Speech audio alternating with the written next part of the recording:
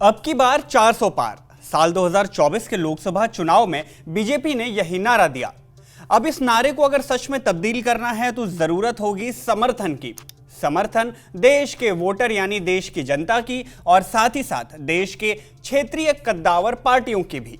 इसी मुहिम में बीजेपी ने ओडिशा की सबसे ताकतवर पार्टी बीजेडी यानी बीजू जनता दल, तो वहीं पंजाब में एनडीए गठबंधन का साथी रहे शिरोमणि अकाली दल यानी एसएडी से दोबारा गठबंधन करने की बात कही। मतलब दोनों के गठबंधन की बात चल रही थी। औपचारिक तौर पर इसका कोई ऐलान तो नहीं हुआ, लेकिन चर्चा तो जाहिर तौर पर चल ही रही थी। बीजेपी का बीजेडी और अकाली दल के साथ दिखना और दोनों का लगातार राजनीतिक चर्चा में बना रहना इस बात की ओर इशारा कर रहा था कि सालों के बाद हो सकता है कि ये दोनों ही दल वापस से एनडीए के खेमे में आ जाएं और इस बार चुनाव साथ लड़ें। लेकिन ऐसा हुआ नहीं। एक एक कर दोनों ही पुराने साथियों ने एनडीए में शामिल न होने का फैसला लिया। इसके बाद सवाल आता है कि आखिर बीजेपी की बीजेडी से बात क्यों नहीं बनी।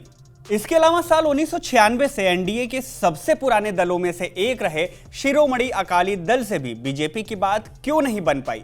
आखिर ऐसा क्या हुआ था कि एनडीए की दो सबसे पुरानी पार्टियां जिन्होंने लंबे समय तक एक पाले में रहकर सरकार चलाई, वो अब दोबारा से गठबंधन के लिए तैयार नहीं है। आज की इस वीडियो में इसी बारे में बताएंगे। हेलो एंड वेलकम, मैं हूं शुभम और आप देख रहे हैं स्विच। साल 2024 के लोकसभा चुनाव में बीजेपी और बीजू जनता दल यानी बीजेडी के बीच गठबंधन को लेकर बीते दिनों से चलती आ रही अटकलबाजी अब खत्म हो गई है। भाजपा के प्रदेश अध्यक्ष मनमोहन सामल ने सोशल मीडिया प्लेटफॉर्म एक्स पर पोस्ट कर इस बात की पुष्टि भी कर दी कि बीजेपी ओडिशा के सियासी संग्राम में अकेले ही उतरेगी। बीजेपी राज्य के सभी 21 लोकसभा सीट और 147 विधानसभा सीटों पर अकेले ही अपने उम्मीदवारों को उतारेगी और चुनाव लड़ेगी। अब यहां सवाल आता है कि जब बीते महीने में दोनों दलों के शीर्ष नेताओं की आपसी बैठक और बातचीत इतने मधुर संबंधों को दिखा रही थी और अटकलें लग रही थी कि गठबंधन हो सकता है दोनों के बीच, तो फिर अचानक से ऐसा क्या हुआ कि अब दोनों पार्टी गठबंधन की ख्याल से दूर हो गई। मीडिया रिपोर्ट्स में बताया गया कि बीजेडी और बीजेपी के बीच गठबंधन की बातचीत सीट बंटवारे पर अटक गई थी। बीजेडी ने विधानसभा की 147 सीटों में से 112 यानी लगभग 75% सीटों की मांग की थी, लेकिन भाजपा को यह मंजूर नहीं था। इसके उलट भाजपा ने राज्य की 21 लोकसभा सीटों में से 14 सीटें मांगी थी, जिसे बीजेडी ने खारिज कर दिया था। मीडिया रिपोर्ट्स में तो ये भी खबरें आई कि गठबंधन इसलिए नहीं हो पाया क्योंकि बीजेडी इस बात पर अड़ गई कि ना तो वो एनडीए के साथ मिलकर केंद्र में सरकार बनाएगी और ना ही राज्य में बीजेपी को भागीदारी देगी। अब जरा पिछले चुनावों की बात करें तो बीजेडी ने 2019 के लोकसभा चुनाव में 21 में से 12 सीटें जीती थी, जबकि बीजेपी ने 8 सीटें जीती। वहीं विधानसभा में बीजेडी के करीब 113 सदस्य हैं, तो वहीं बीजेपी के 23 सदस्य हैं। अब सवाल यहां यह आता है कि जब प्रदेश में यानी ओडिशा में बीजू जनता दल की अच्छी खासी पकड़ थी, तो उसने गठबंधन की बातों को हवा क्यों दी। दरअसल दोनों दलों के शीर्ष नेताओं के पास गठबंधन के अपने अपने राजनीतिक कारण थे।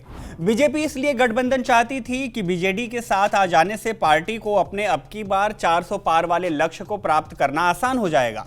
साथ ही लगातार 24 साल तक मुख्यमंत्री बने रहे नवीन पटनायक जैसे लोकप्रिय नेता के एनडीए में आ जाने से देश भर में बीजेपी के लिए एक सकारात्मक संदेश तो जाएगा ही, जिसका फायदा मिलेगा बीजेडी को। खैर, दोनों पार्टियों में औपचारिक तौर पर गठबंधन तो नहीं हुआ, लेकिन उम्मीद है कि दोनों पार्टियों के बीच एक बार फिर से वही अनौपचारिक गठबंधन शुरू हो जाएगा जो साल 2019 के चुनाव के बाद से चलता आ रहा है। अब बात करें अकाली दल की, तो शिरोमणि अकाली दल और बीजेपी का गठबंधन काफी पुराना है। दोनों साल 1996 से गठबंधन में शामिल थे और एनडीए के सबसे पुराने दल थे। लेकिन साल 2020 में 3 कृषि कानूनों पर विवाद के बाद से अकाली दल ने एनडीए से अपना नाता तोड़ लिया था और पंजाब में विधानसभा चुनाव के दौरान बहुजन समाज पार्टी के साथ गठबंधन कर लिया था। कृषि कानूनों पर हुए विवाद के चलते दोनों दल अलग अलग हो गए, लेकिन कवायदें चल रही थी कि इस बार के लोकसभा चुनाव में दोनों दल एक साथ एनडीए के गठबंधन में दिखाई दे सकते हैं। बीते कुछ महीनों के दौरान भी केंद्रीय गृह मंत्री अमित शाह कई मौकों पर साफ संकेत भी दे चुके थे कि बीजेपी और अकाली दल के बीच 2024 के चुनाव को लेकर गठबंधन की बातचीत चल रही थी। मीडिया रिपोर्ट्स में तो यहां तक कहा गया कि एक मौके पर तो दोनों पार्टियों के बीच गठबंधन लगभग तय सा था और अकाली दल ने 8 से 9 सीटों और बीजेपी ने 4 से 5 सीटों पर चुनाव लड़ने पर सहमति भी दे दी थी। लेकिन जैसे ही चुनाव की तारीखों का ऐलान हुआ और पार्टियों ने अपने अपने उम्मीदवारों का नाम लोगों के सामने लाना शुरू किया, वैसे ही ये बात साफ हो गई कि बीजेडी के बाद अब एसएडी यानी कि शिरोमणि अकाली दल भी एनडीए के कुनबे में नजर नहीं आएगी। बीजेपी ने भी घोषणा की है कि वो पंजाब में लोकसभा चुनाव में अकेले ही उतरेगी। इसी के साथ ही उनकी शिरोमणि अकाली दल के साथ चल रही गठबंधन की खबरों पर पूर्ण विराम लग गया।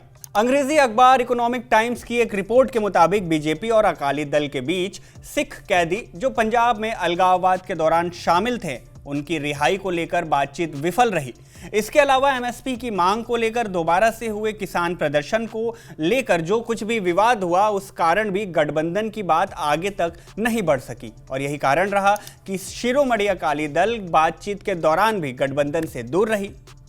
खैर, आपको क्या लगता है, क्यों बीजेपी के पुराने साथी दोबारा से एनडीए में शामिल नहीं होना चाहते?